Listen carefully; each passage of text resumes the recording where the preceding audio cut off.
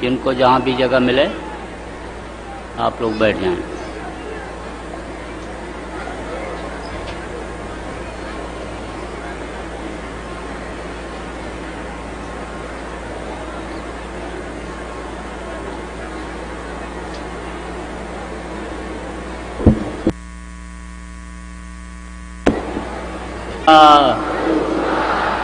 जय गुरुदेव नाम किसका,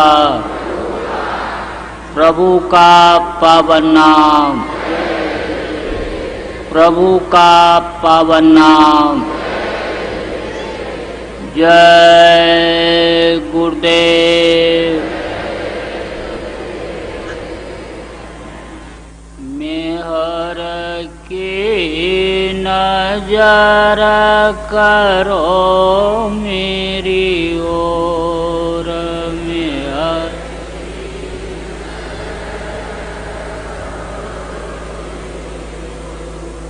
दया की नजर करो मेरी ओर, दया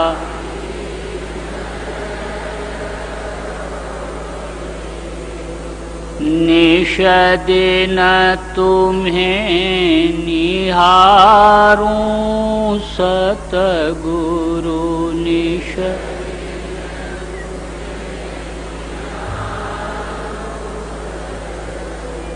जैसे चंद्र चकोर जय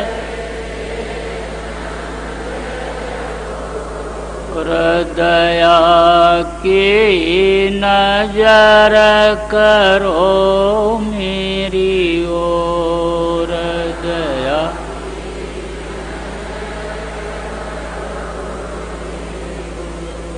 जानू न कौन भूल हुई तन से जान,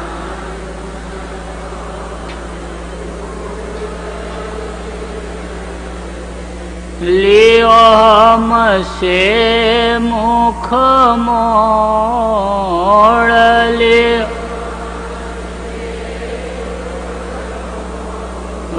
दया की नजर करो मेरी ओर, दया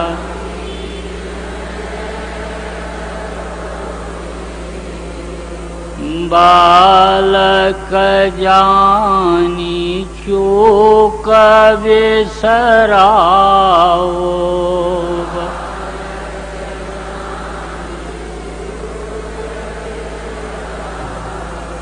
आया शरण अब मैं तोरया,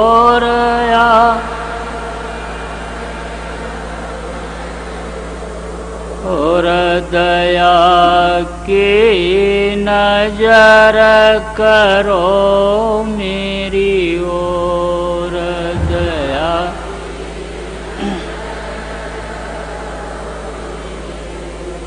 सदा दयालु स्वभाव तुम्हारा,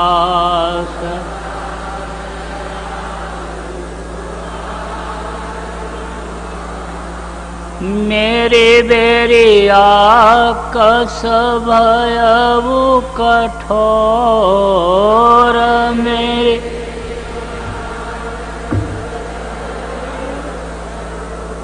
और दया की नजर करो मेरी ओर, दया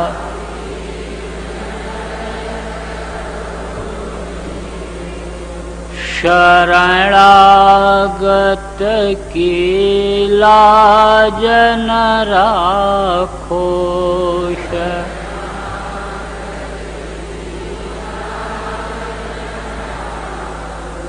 मोसो पतित अब जाएं कहीं और,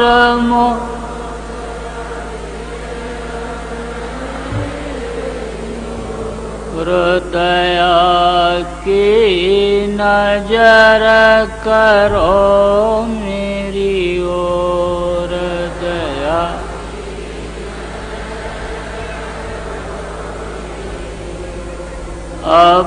की बार उबार ले जोया।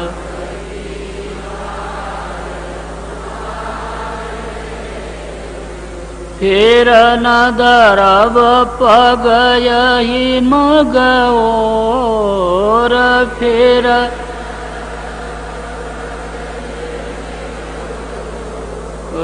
दया की नजर करो मेरी ओर, दया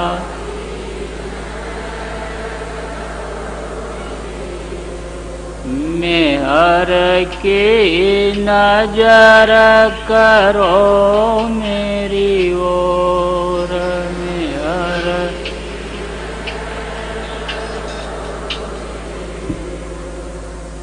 जय गुरुदेव। अब ध्यान पर सब लोग बैठ जाइए। कपड़ा डाल लीजिए ऊपर से, आंख बंद करके अंतर में एक जगह पर दोनों आंखों को टिकाइए, मन को रोक कर बैठिए। जब आवाज लगेगी तब खोलिएगा। को बताएं, समझाएंगे, आप सब लोग ध्यानपूर्वक सुनिएगा।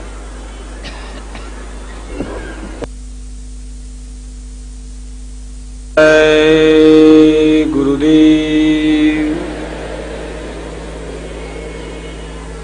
जय गुरुदेव नाम किसका, प्रभु का पावन नाम, मालिक का प्यारा नाम। जय गुरुदेव।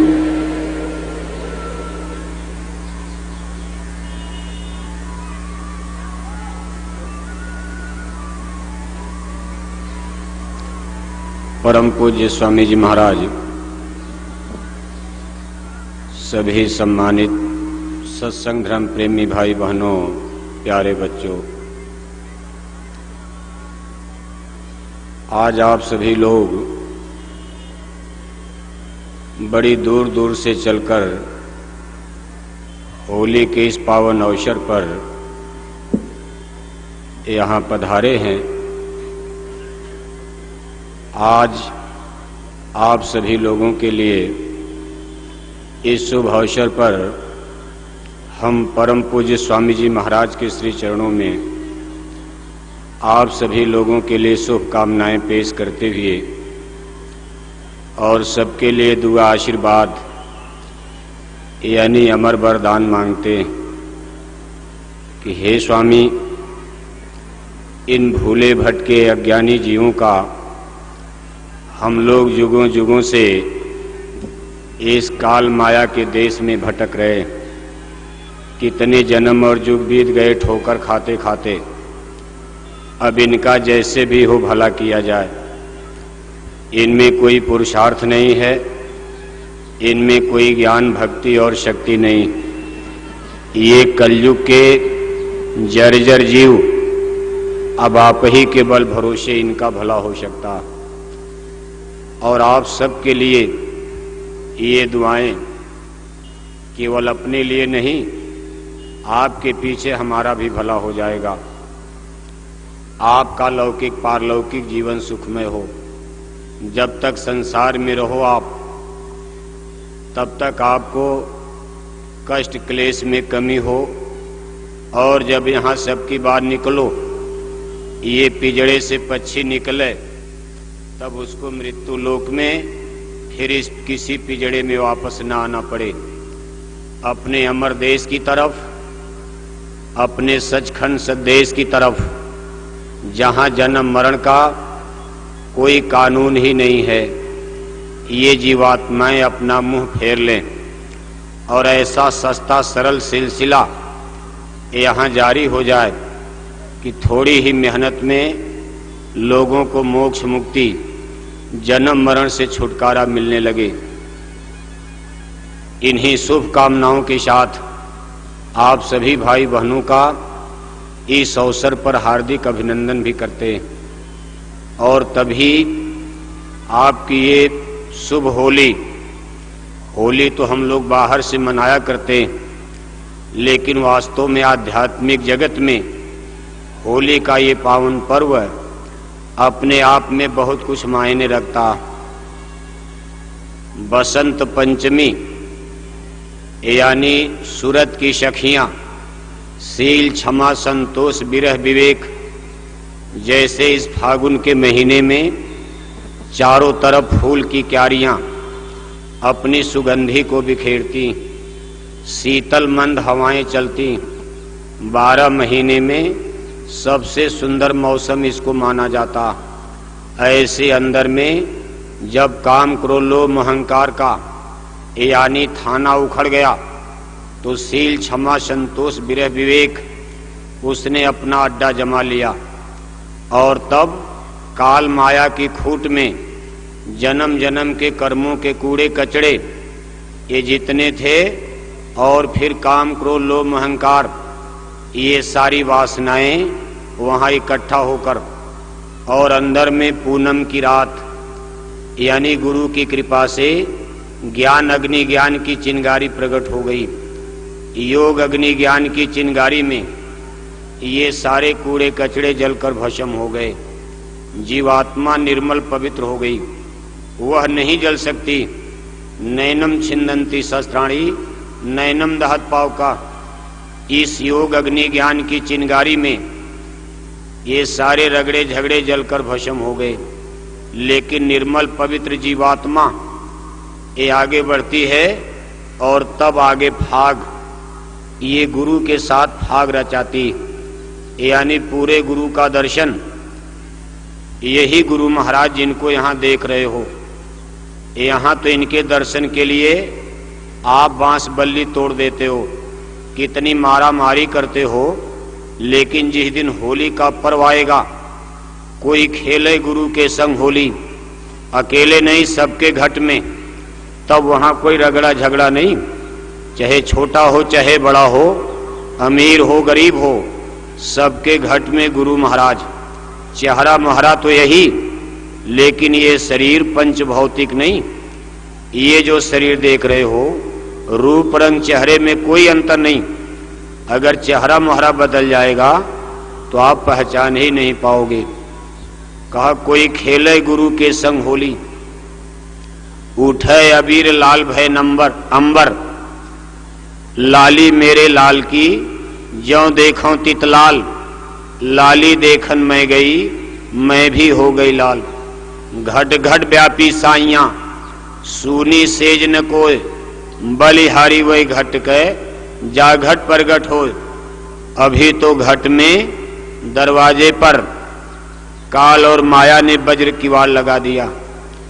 जन्म जन्म के कर्म कर्जे काल प्रभु ने जीवात्माओं को सतपुरुष भगवान से वरदान में मांगा, और यहाँ लाकर काल लाए तन मन में घेरा। दुख पाए तुम बहुत घनेरा, और तुमको दुख में देखा जब ही, मौज उठी हम आए तब ही। देखो महापुरुष अपना परिचय देते हैं। किसने वरदान में दिया? यही जिनकी तस्वीर फोटो आप यहाँ देख रहे हो, जिनके दर्शन के लिए आप बेचैन हो। तो वरदान तो इन्हीं का और मौज इन्हीं की।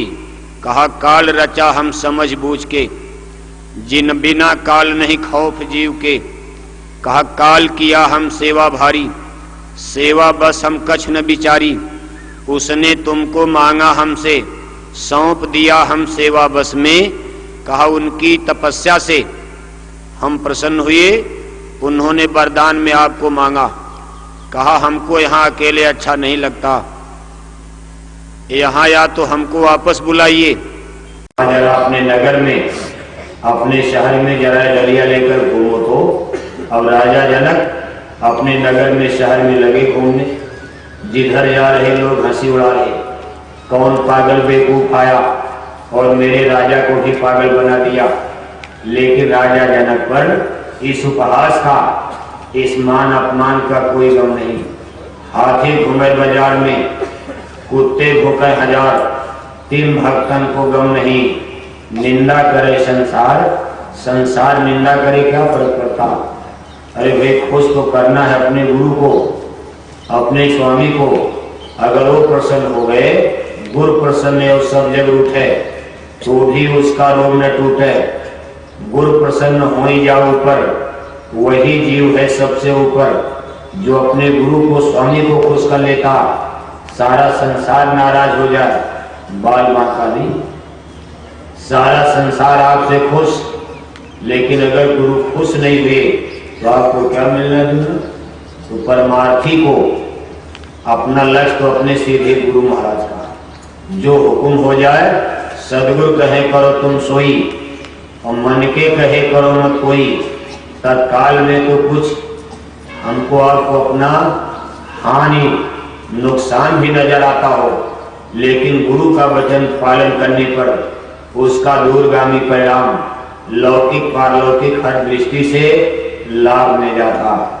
लेकिन ये मन धोखा दे देता, ऐसे हो जाएगा, ऐसे हो जाएगा, बस अपनी बुद्धि उसमें घुसेड़ दिया, अपना दिल दिमाग थोड़ा सा लगा दिया, बस रिजल्ट उल्टा हो जाता। जो परिणाम आना चाहिए था वो न आकर के वो बाद में नुकसानदेह हो जाता। राजा जनक ने किसी की गम नहीं किया और घूम करके आए, डलिया रख दिया, और अष्टवक्राचार्य ने कहा राजन तुम परीक्षा में पास हो गए।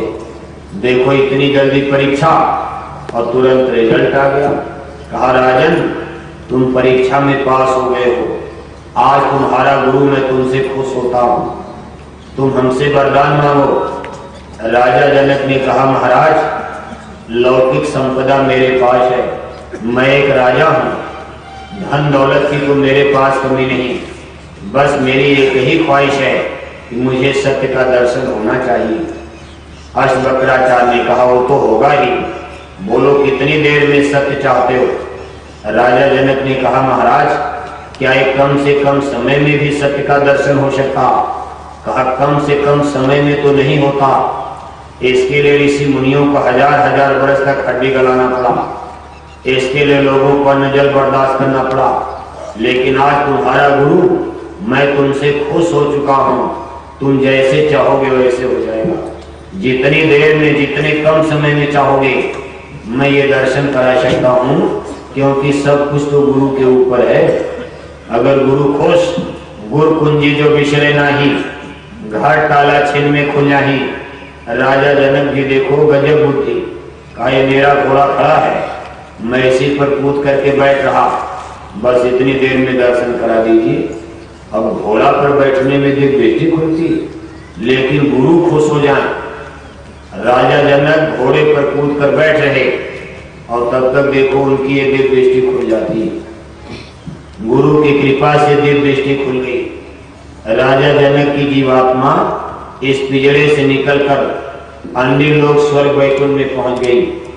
जैसे पिंजड़े से पक्षी उड़ चलता, दरवाजा खुला, पिंजड़ा यहाँ पड़ा और पक्षी जो है पेड़ की डाल पर या आसमान में नाचने लगता।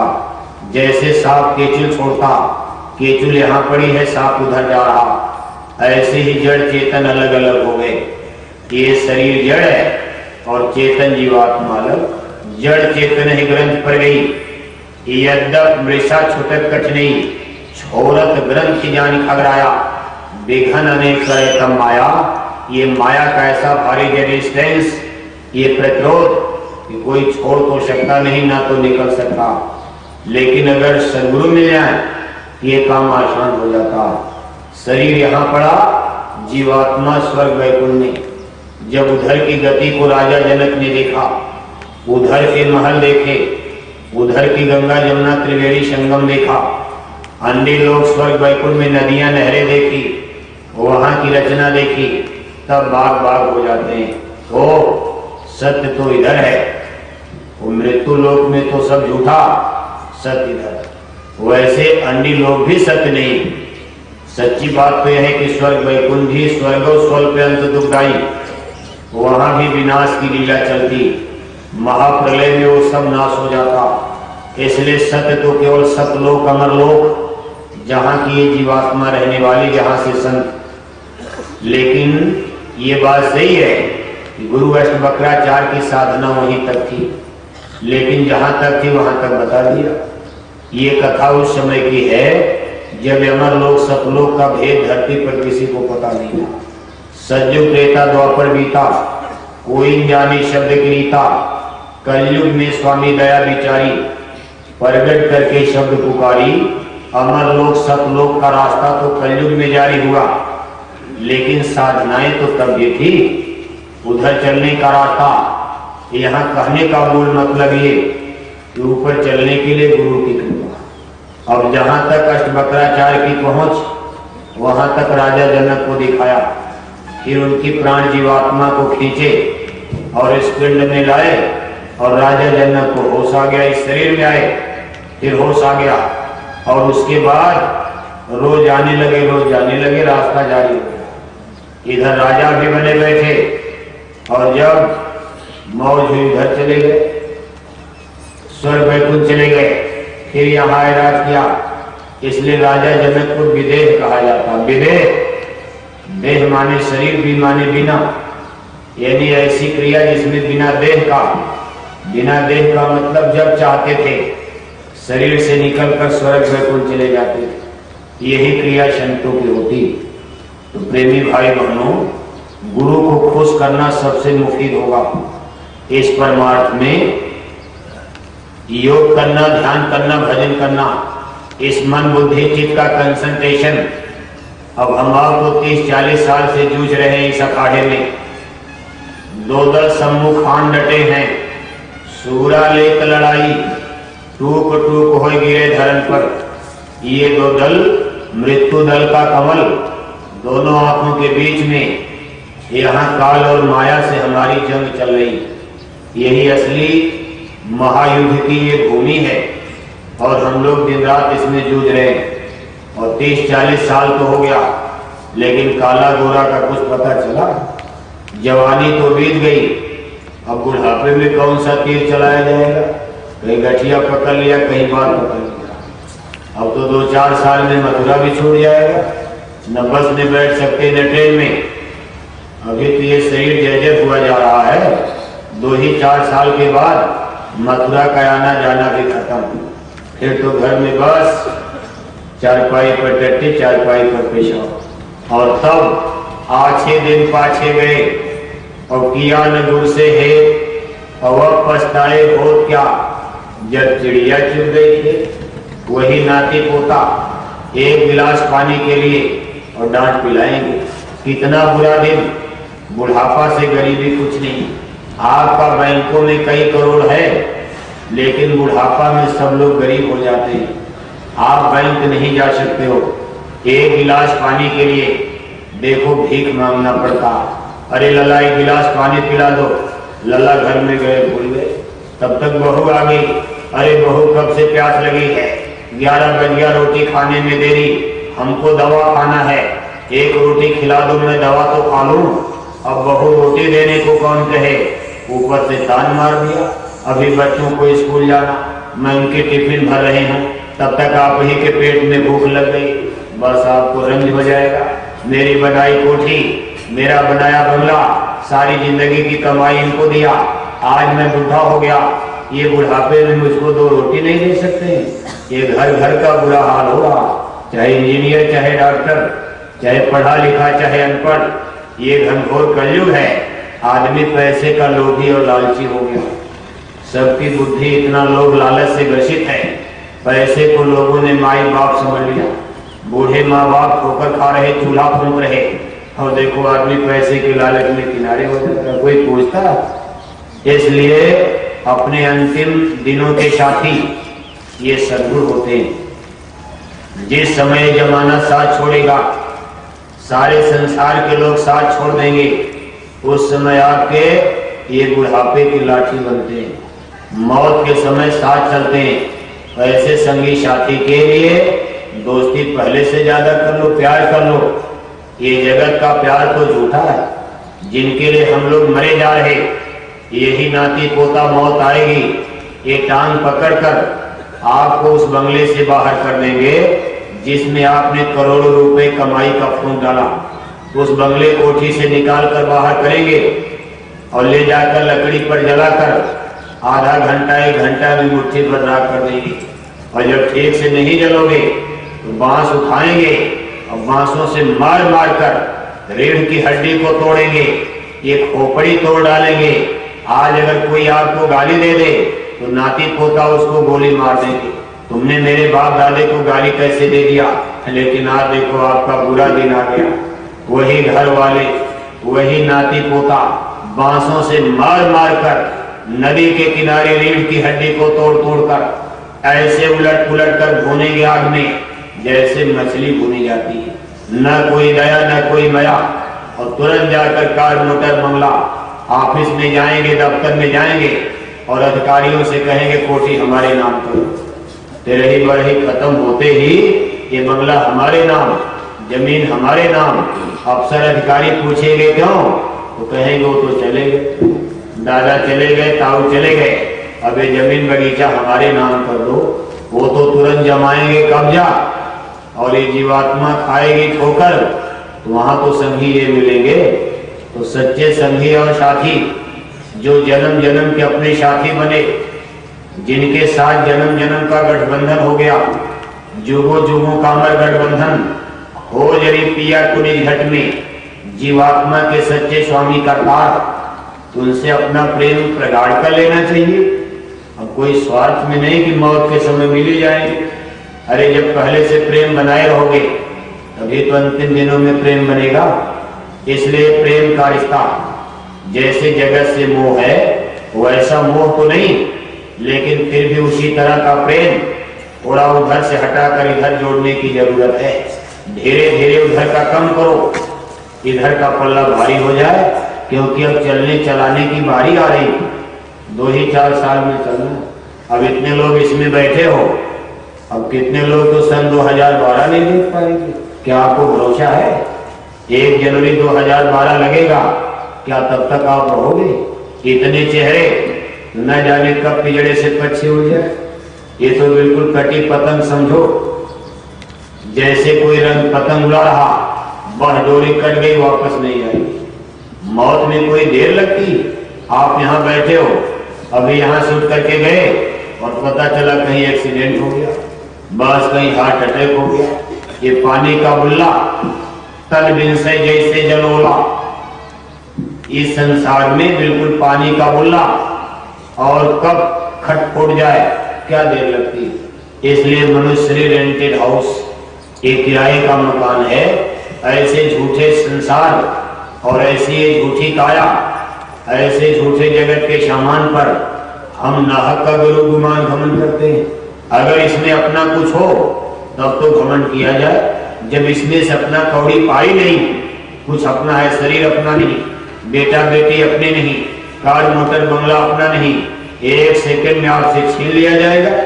तो जो चीज कल हमसे छीन ली जाएगी उसको गुरु के चरणों पर धीरे धीरे अर्पण कर लिया जाए, कुछ पुण्य मिल जाएगा। इनके नाम पर कर दिया तब तो पुण्य, बाकी खाद पीकर टट्टी पेशाब बना के बहा दिया, नाती पोता लूट कर खा गए, क्या पुण्य मिलेगा। एक महात्मा जी थे, चले जा रहे, संध्या हो गई, सोचा भाई इस गांव में आज रुक लिया जाए। वहां गांव वाले खड़े थे, पूछा इस गांव में कोई धर्मी धर्मात्मा है, पुण्यात्मा, जिसका अन्न जल खाने लायक हो। तो गांव वाले ने कहा महाराज एक सेठ जी हैं, बड़े धर्मी आदमी हैं और किसी गुरु के चेला भी हैं, भजन करते हैं, सत्संगी हैं। रुपए महीने आपके घर की आमदनी हो गई, लेकिन गुरु महाराज का हिस्सा 21,000 पर चल रहा है। 21% पर आज भी आप चल रहे हो। 10,000 में 1,000 तो ठीक था, लेकिन 1 लाख में भी 21,000 आज भी बजट आपका है। और डॉक्टर का बजट कहाँ पहुंच गया? 50%। आपकी कमाई का आधी देखो डॉक्टर ले जा रहे हैं। अगर इससे बचना है तो थोड़ा कदम आगे बढ़ाओ और परमार्थ डगर में खर्च करना सीखो। आप गुरु महाराज के नाम पर न्यौछावर होना सीखो। आप अपनी कमाई का हिस्सा, जैसे बूढ़े माँ बाप की घर में परवरिश बुढ़ापे में की जाती, वो कमाते धमाते नहीं, लेकिन बचपन में बड़ा कर्जा उनका, टट्टी उठाई, पेशाब उठाई। ऐसे जो हमारे जन्म मरण के सारे अघ और पाप को धोने के लिए जिन्होंने इतना बड़ा संकल्प ले लिया है, उनके प्रति हमारा बहुत बड़ा उत्तरदायित्व होता है। इनसे बड़े हशानमंद, इनसे बड़ा हमारा रहनुमा कौन मिलेगा। और इनके नाम पर खर्च करने में जो आपके जन्म कभी के साथी नहीं, उनके नाम पर सब खर्च, कहीं दोस्त, कहीं मित्र, कहीं रिश्तेदार, कहीं ये वो, कोई आपकी मदद करेगा? और यहां से तो फरमान जारी है कि मौत के समय जय गुरुदेव नाम याद करना। मैं आधी रात को रहो 2 ताले के भीतर, आपके चारपाई पर सिरहाने में खड़ा मिलूंगा। जब दुनिया के सारे साथी साथ छोड़ देंगे, उस समय मैं आपकी मदद करूंगा और आपके साथ मैं चलूंगा। ऐसे साथी जो इतनी मदद करने की प्रतिज्ञा दे रहे हैं, कहा तुम्हारी चिंता मैं मंधारी, तुम अचिंत धर रहो पियारा, वह तो रूप दिखाकर छोड़ूं, तुम जल्दी क्यों करे पुकारा। जिसने इतना बड़ा वचन दे दिया, ऐसे रहनुमा के लिए हमारा कोई उत्तरदायित्व नहीं है। वहां कटौती करके वहां बजट बना दे, 100 दिया, 1 लाख जेब में है, बहुत किया 1 लाख निकाल दिया, कै % हुआ? 1 लाख में 100 रुपया कै %? मान लो 100 रुपया में से 10 रुपया तो समझ में आ गया कि चलो भाई 10% हो गया गुरु का हिस्सा। लेकिन जिसकी जेब में 1 लाख है, उसने भी 21,000 दिया तो कै % हुआ? तो कहने का मतलब ये है, तो दया कैसे मिलेगी? कहीं न कहीं तो आपको देने पड़ जाएगा। वो तो कर्जा है, यहां से बचोगे तो उधर ले जा करके। अब यहां दे दिया तब तो कुछ काम बन जाता। कितने कर्म कर्जे पाप के बोझे उतर जाते। और 10 लाख डॉक्टर को दे करके क्या करोगे आप? डॉक्टर कोई पाप का बोझा उतार देगा? लेकिन यहां खर्च हो जाता। मरना तो मरेगा, लेकिन कर्म कर्जा तो उतर जाता। वो जीवात्मा जाती तो नरकों से बच जाती, 84 से बचती, और उसकी अगली जीवन यात्रा जीवात्मा की सुखमय हो जाती अगर इस नाम पर खर्च होता। इसलिए हम परमार्थी भाई बहनों को गुरु महाराज के नाम पर, ये देखो ऐसी दया की छतरी है, ये साधन भजन सुमरन नाम कमाई और सत्संग है, और ये गुरु भक्ति गुरु वचन का पालन आदेश में चलना, ये ऐसी वक्त की छतरी है, कस के पकड़े रहें तब तो भला ही भला है। अगर कहीं छतरी उतार के फेंक दिया दाएं बाएं तो कहीं भी खड्डे में गड्ढे में चले गए, क्योंकि आगे का समय तो बहुत खराब है। अब उसका तो कोई, अब तो तमाम उसके सिम्टम्स लक्षण नजर आने लगे। 40 साल पहले गुरु महाराज कहते थे तो समय थोड़ा अच्छा था, विश्वास नहीं होता था। लेकिन अब देखो तमाम मीडिया के लोग, तमाम बड़े बड़े विश्व के वैज्ञानिक अब ये शंका करने लगे क्या दुनिया खत्म हो जाएगी? अब तो टीवी पर भी आता, कभी कभी रेडियो में भी वैज्ञानिक कहते हैं कि संसार धरती हीट होती जा रही, ये हो जाएगा वो हो जाएगा। तो कहने का मतलब लक्षण तो कुछ नजर आने लगा। ऐसे खराब समय में ये आपके लिए छतरी है। आप अपनी भक्ति को, अरे जब बीमारी बढ़ती है डोज को बढ़ाया जाता।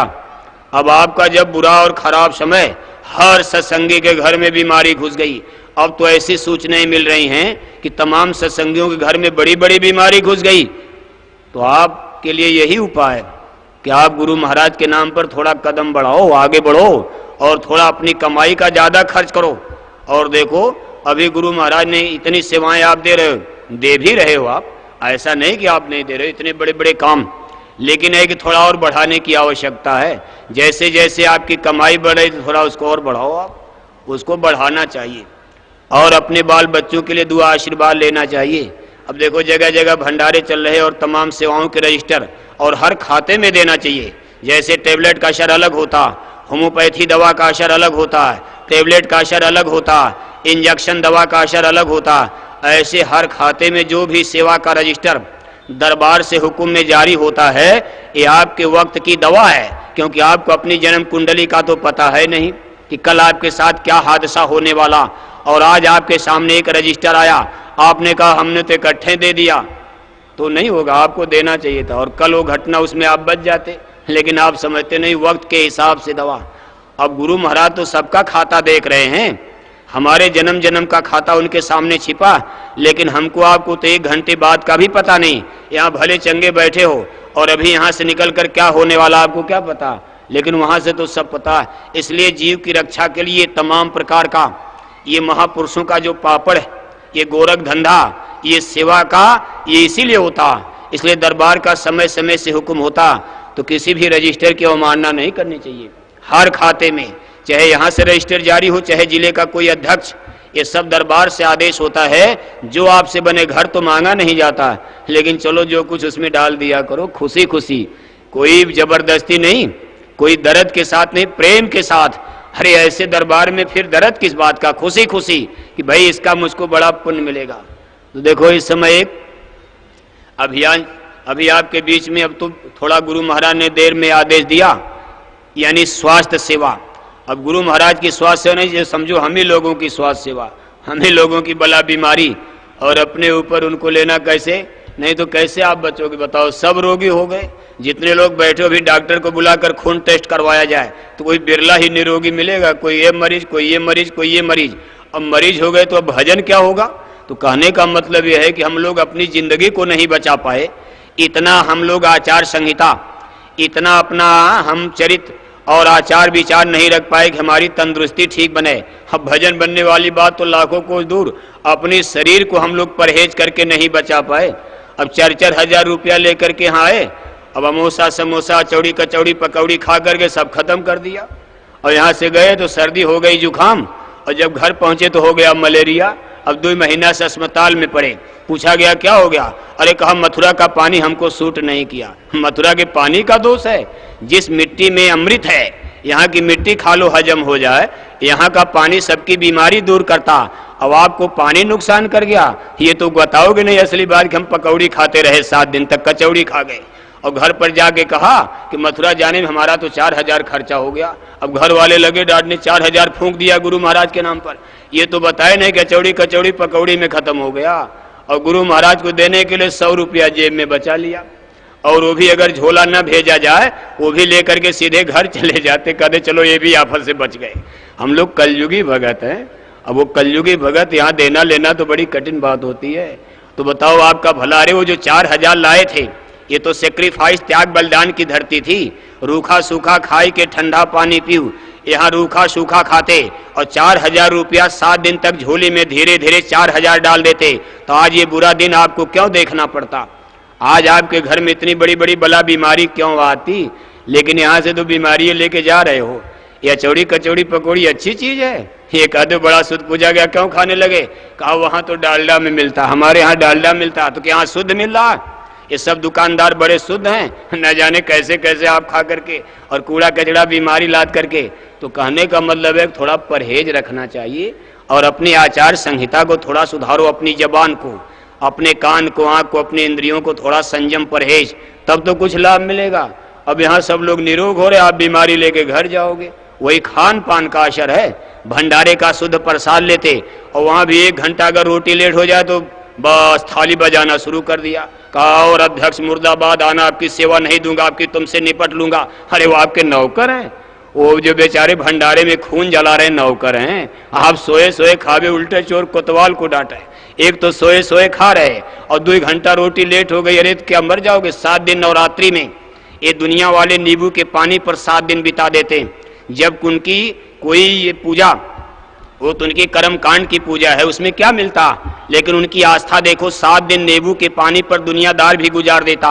और आप तो ऐसी दरबार दरगाह में आए हो कि अगर ये ताक बलिदान कर लो तो न जाने कितने बड़े माला माल हो जाओ। लेकिन यहाँ रोटी के लिए झगड़ा खड़ा कर दिया।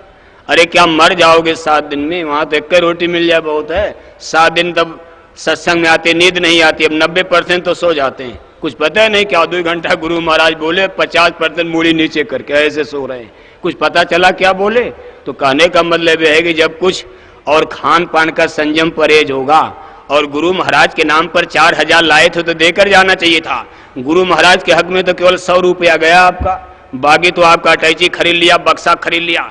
और जब बस पर लाद करके घर गए, मालूम पड़ा दुबई से कमा के आ रहे हैं। क्या कमाई करने आए थे। अरे बताओ आप, ये कौन ऐसा सामान है जो आपके जिले में, शहर में नहीं मिलता। यहाँ टची बक्सा खरीदने की क्या जरूरत। आपकी बार तो संकल्प ये था कि हम भक्ति करने जा रहे हैं, 7 दिन तक हम गुरु महाराज के नाम पर ही सब कुछ करेंगे। तब तक पूरी मार्केट ये खरीद करके बक्सा लाद दिया ट्रक बस के ऊपर। जितना लाद के लाए ने उससे ज्यादा लाद करके लोड कर दिया बस के ऊपर। तो कहते भजने नहीं, आप क्या कहेंगे, हमारा तो भजन नहीं बनता।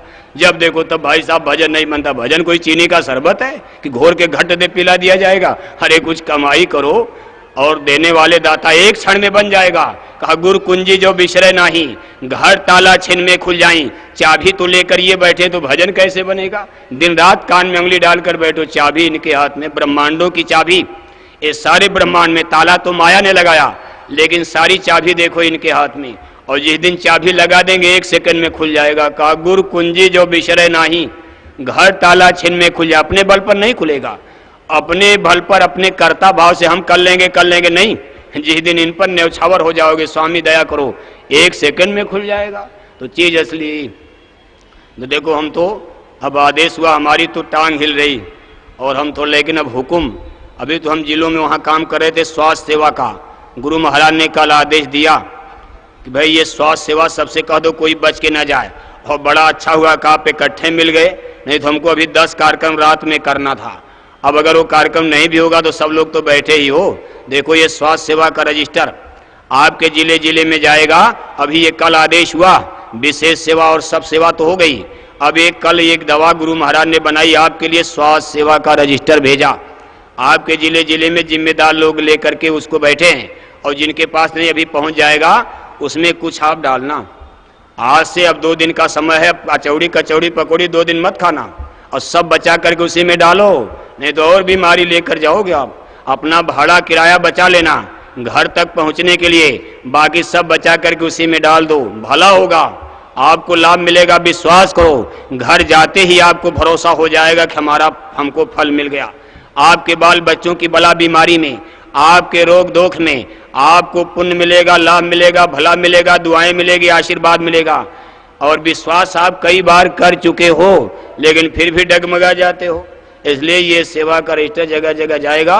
और कल परसों 2 दिन का समय है, इसको वसूल करके आप जमा कर देना। तो हम तो देखो जिले में ही थे और माननीय तिवारी जी का फोन गया कि भाई आप यहाँ जल्दी आ जाओ, तो हम तो घबरा ही गए। लेकिन चलिए, आप लोगों का दुआ आशीर्वाद, गुरु महाराज की कृपा दया, तो 2-4 शब्द आपके बीच में हो गया, लेकिन इससे ज़्यादा हम बोल नहीं पाएंगे। अब वैसे बोलने के लिए दूसरों के बीच में तो कई घंटा बोल सकते हैं, लेकिन आज इस जगह पर देखो हमारी टांग हिले और हम घबराहट में हैं। लेकिन फिर भी अगर कोई गुस्ताखी भूल चूक, तो हम यहाँ माननीय तिवारी जी भी बैठे हैं और सारी संगत और परम पूज्य स्वामी महाराज भी यहाँ मौजूद है ही समझो आप। तो हम आप सब लोगों से नतमस्तक होकर के क्षमा मांगते हैं इन्हीं शब्दों के साथ। जय गुरुदेव।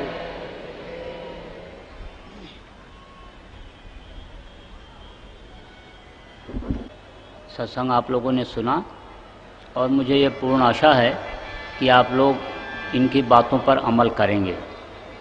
अब थोड़ी देर ध्यान कर लीजिए, ध्यान पर बैठ जाइए, कपड़ा डाल लीजिए ऊपर से, आँख और मुंह बंद रहेगा, और एक जगह पर दृष्टि को आप टिकाएंगे, मन को रोक करके बैठेंगे। जब आवाज़ लगेगी तब खोलिएगा। बैठ जाइए, ध्यान पर सब लोग बैठ जाइए।